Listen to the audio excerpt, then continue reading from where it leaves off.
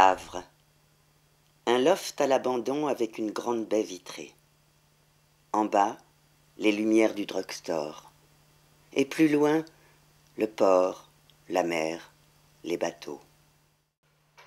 C'est le 24 décembre, la nuit de Noël. L'horloge est arrêtée, il est minuit pile. 2 hommes, une femme, réunis là pour le réveillon. Ogo, Reiter, Elena.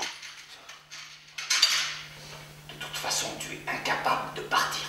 Tu ne t'attendais pas à ce que ça revienne, hein? Tu ne t'attendais pas à ça. Non. Je ne voudrais pas déranger. Ça là. Lorsque j'étais petite fille, j'allais souvent au bord de la mer avec maman. Putain. J'espère que les grossièretés te font bander, Raïti. Mais les escargots sont très bons, ils sont délicats, délicieux, des escargots à Noël. Je reconnais que ce n'est pas classique. Et ces 3 crabes qui mangent des escargots boivent du champagne. Charlier dit pissant le champagne, fuyant jusqu'à Pékin, de Hambourg à Pékin. Raconte une de nos nuits. On était à l'hôtel. Une de nos nuits. À l'hôtel. À l'hôtel à Hambourg. On était à l'hôtel. Fous-moi de la musique, Elena. Musique!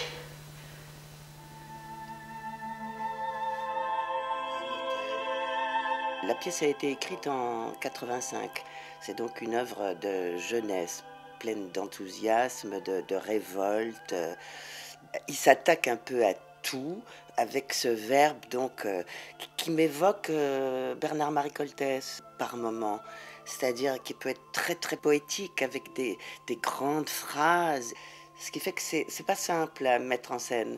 Parce que le sujet, évidemment, est très important. Là, il s'agit d'une famille restreinte. Et il y a de très lourds secrets. Des secrets, des choses inavouées qu'ils trimballent, qui sont douloureuses, qui pèsent sur eux.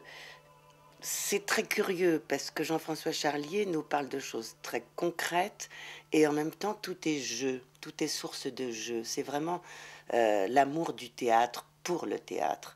Je la saisissais au tétin sous les yeux du serveur, en la traitant tout haut de vieillerie vicieuse et dégueulasse, et de tous les mots d'amour que tu connais. Arrête, Ogo. On peut tout se permettre avec du pognon. Un soir, en remontant dans la chambre, elle était complètement pétée. Moi aussi. Comme des pourceaux, on s'apprêtait à remettre ça, le frigidaire bourré de vodka au coin du lit. Je t'ai dit en te regardant, toi, cette fois-ci, je ne vais pas te rater. Tais-toi. On s'aimait. Dans un espace, pour moi, le théâtre, c'est comme une scène de théâtre, c'est comme un ring. Et donc là, on a 3 personnes, 3 individus, 3 corps d'acteurs avec leur voix, leur gestuelle, leur rythme intérieur, et qui s'affrontent, qui s'observent comme des grands fauves. Et l'auteur dit, ces 3-là, ils se sont beaucoup aimés.